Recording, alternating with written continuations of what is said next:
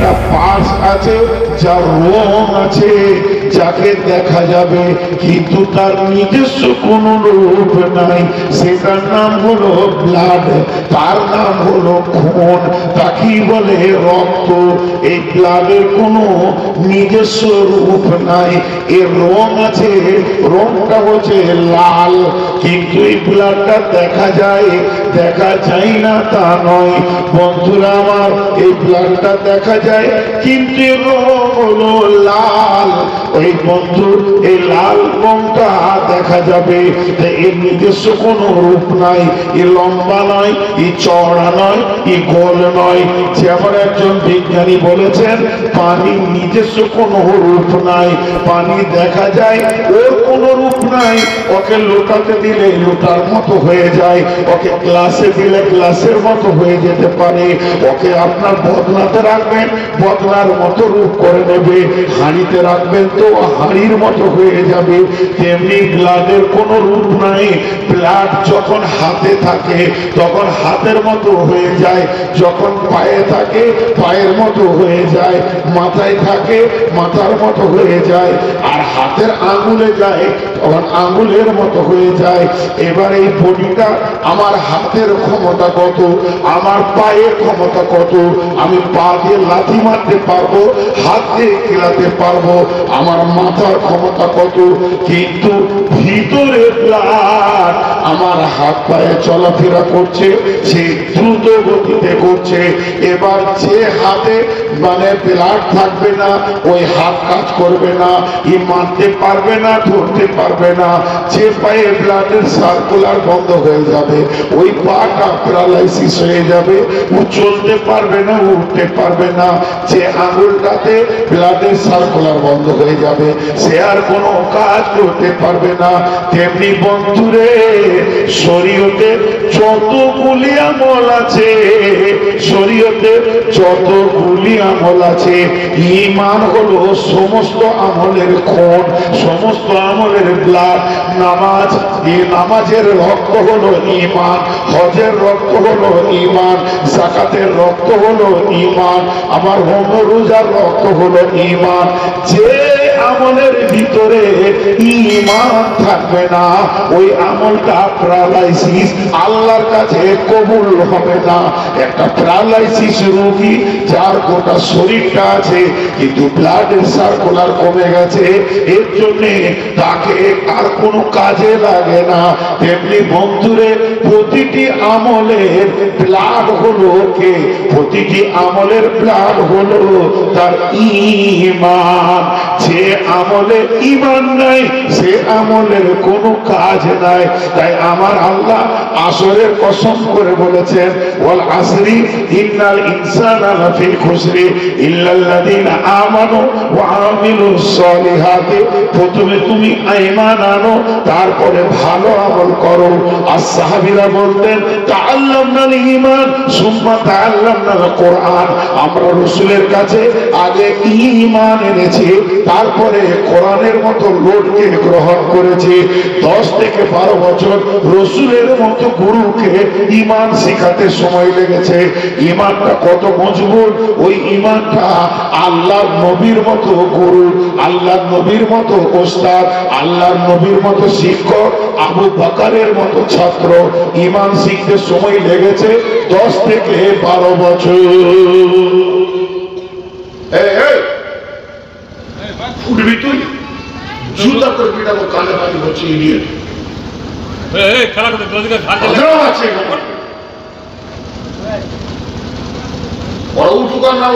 পানিতে কানে ভরতে হবে। তুই কত ভালো ছেলে, তুই কষ্ট করে কাঠ উঠাতে হবে। অনেকক্ষণ থেকে বাঁধানো করছে ছেলে কথা, কিন্তু খুব উন্নত যুক্তি বলছি লোক, কিন্তু আমি সব থেকে এটাকে বড় স্বভাব মনে করছি, যেহেতু আমার ওস্তাদ আছে যথেষ্ট। আপনারা একজন থাকলে আমি বলতে পারবো, আমার এতটা অভ্যাস আছে। একজন বসে সামনে মন দেন বকে যাবো, ওই ছেলেটাকে সরানো, ছেলেটা খুব ইডিয়েট আছে। তো যাই হোক আমার দিকে ধ্যান দেন। তো ঈমান হলো আমলের রক্ত, ওর নিজস্ব কোন রূপ নাই। ঈমান মানুষের কাছ থেকে কখনো কখনো চলে যায়, ছুটি নিয়ে পালিয়ে যায়। যেমন জিন মানুষকে বিরক্ত করে, আয়াতুল কুরসি পড়লে মারবে দৌড়, আবার আসবে।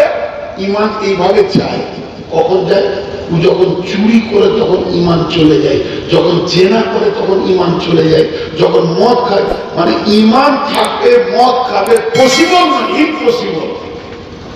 মদ ঢুকতেই দিবে না, ঈমানের এত স্পিরিট আছে। তা আগে ঈমানটা চলে যায়।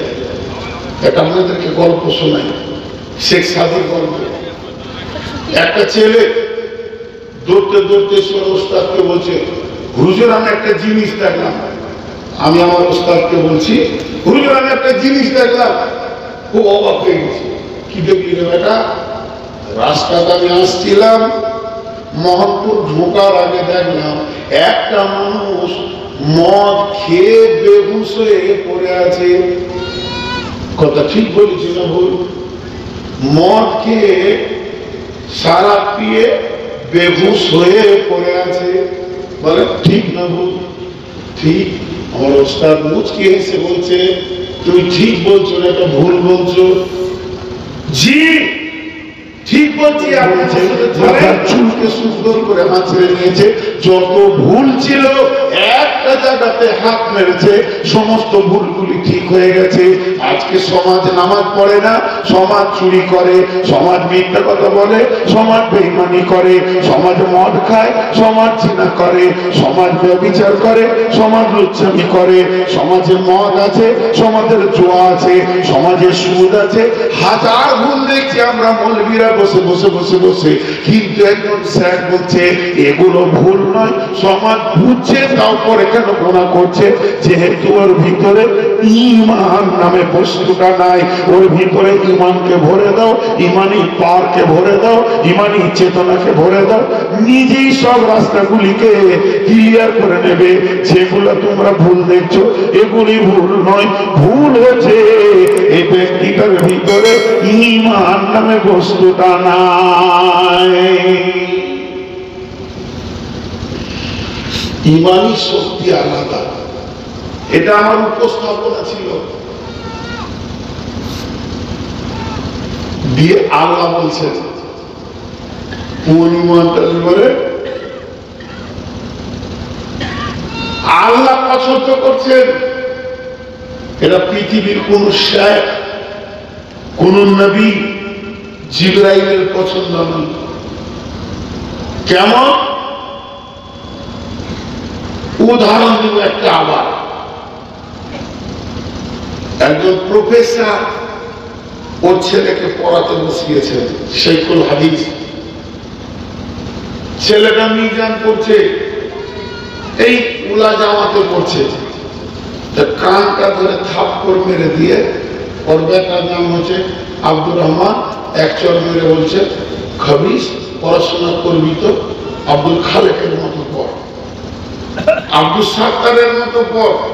আব্দুল সাত্তার প্রতিটি ক্লাসে ফার্স্ট হয়েছে, মদিনা ইউনিভার্সিটিতে গেছে, সেখানে স্কলারশিপ পেয়েছে, সেখানে পিএইচডি করেছে, পিএইচডি করে সেই জায়গাতে আবার মানে মুহাদ্দিস লাইনে ঢুকেছে।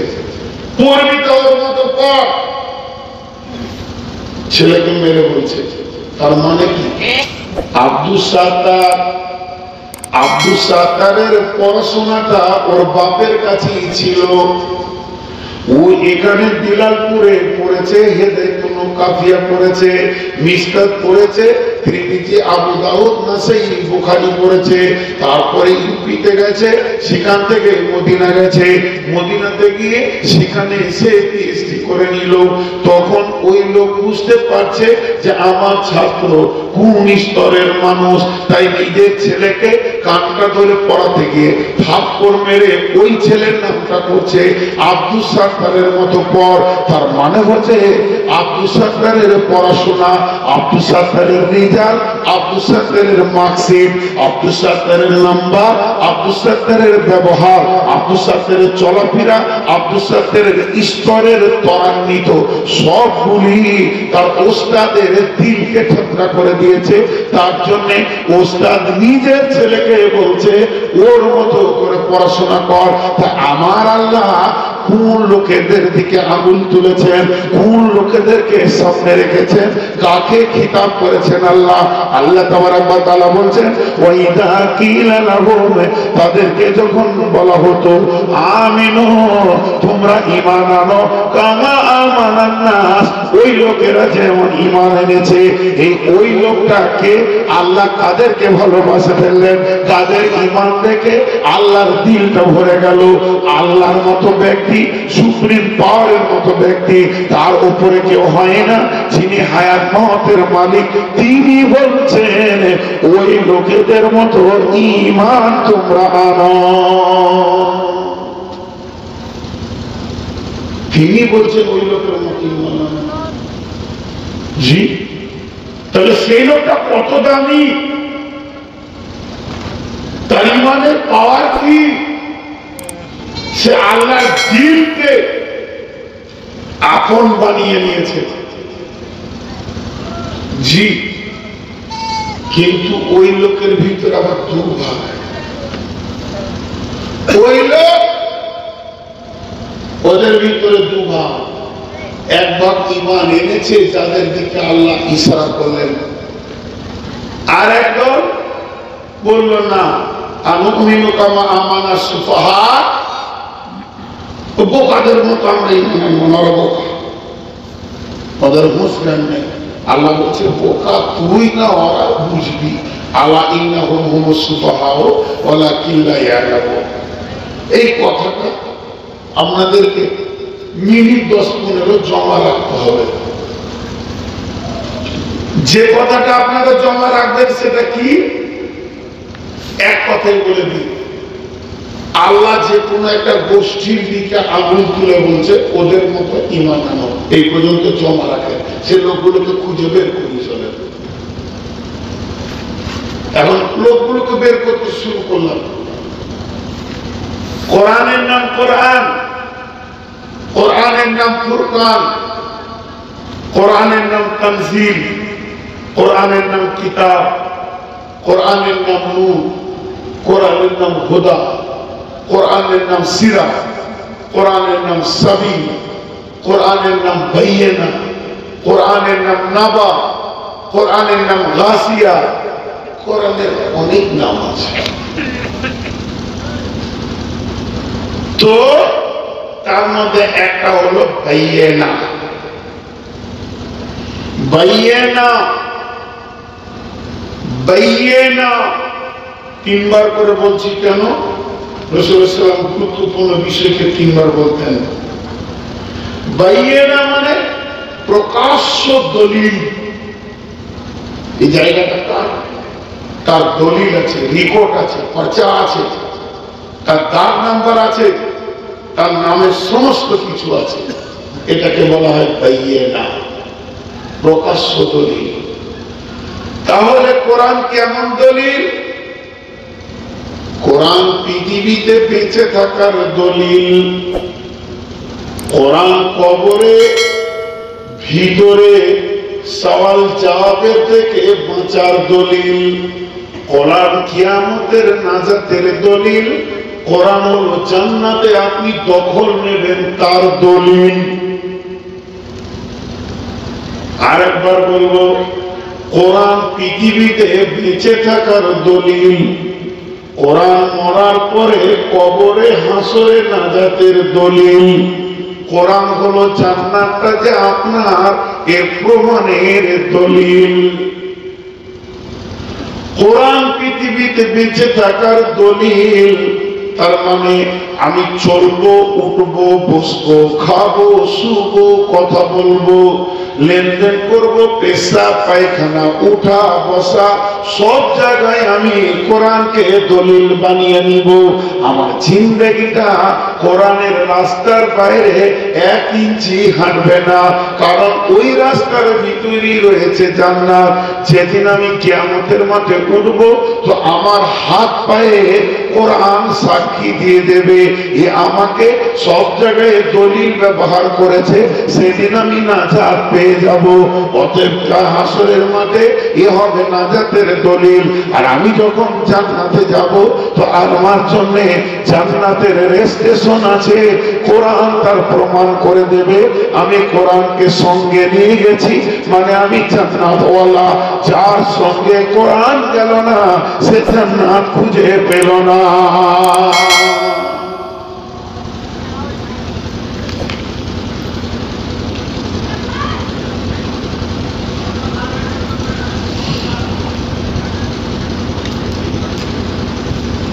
মৌলবি যদি বদমাশ হয়, ওর মতো খবিস মাল কেউ হবে না। আর মৌলবি যদি আল্লাহওয়ালা হয়, ওর মতো ওলি কেউ হবে। আবেদ আলিমের কাছে পৌঁছাতে পারবে না।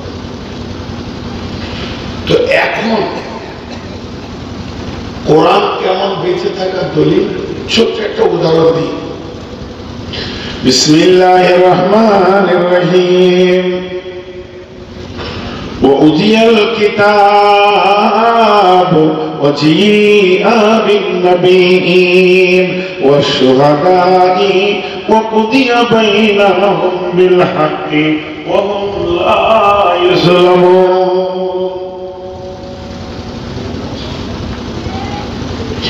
الله تبارك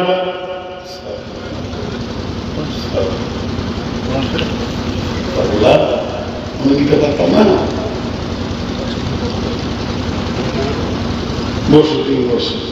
বিসমিল্লাহির রহমানির রহিম।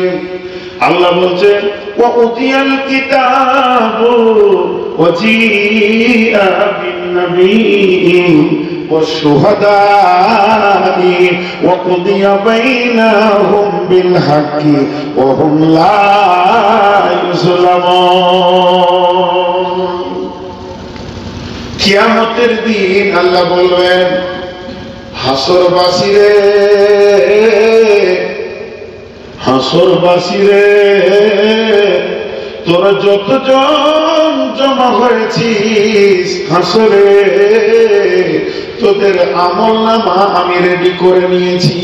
তুই জান্নাতি না জাহান্নামী, আমার কাছে এই আমল নামা রাখা হয়ে গেল।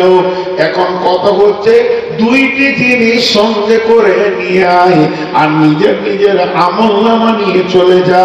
তার মধ্যে একটা হলো, তুই যে নবীর উম্মত, ওই নবীকে সঙ্গে করে আনবি। আর 2 নম্বর হলো, তুই যে দুনিয়াতে আমল করেছিস, এই আমলকে সঙ্গে করে নিয়ে আসবি। ওয়াজিআ বিন-নাবিয়্যিন ওয়াশ-শুহাদা, তোকে আমল নামা আনতে নিতে হবে, তো তোকে 2টি জিনিস সঙ্গে আনতে হবে। সঙ্গে আনতে হবে নবীকে, আর তুই যে আমল করেছিস তার সাক্ষীকে। জাহান্নামীদের কথা বাদ দেন, ওদের তো কবর থেকে পেরেশানি পেরেশান। এখন একটা জান্নাতি আল্লাহর কাছে গেল, ও জান্নাত পাবে। আল্লাহ আমার আমল নামা দেন। আল্লাহকে বলবে, তো সাক্ষী কই, তুই যে একা এসেছিস, আর নবী কই তোর সঙ্গে, নবীকে যে সাথে আনতে বলেছি। তখন ওই জান্নাতি বলবেন, রব্বুল আলামিন আহকামুল হাকিমিন, আপনি যে নবীকে আনতে বলেছেন, আমি তো নবীকে সঙ্গে নিয়ে এসেছি। আপনি আপনার কুদরতি নজর দিয়ে, কুদরতি চোখ দিয়ে দেখেন,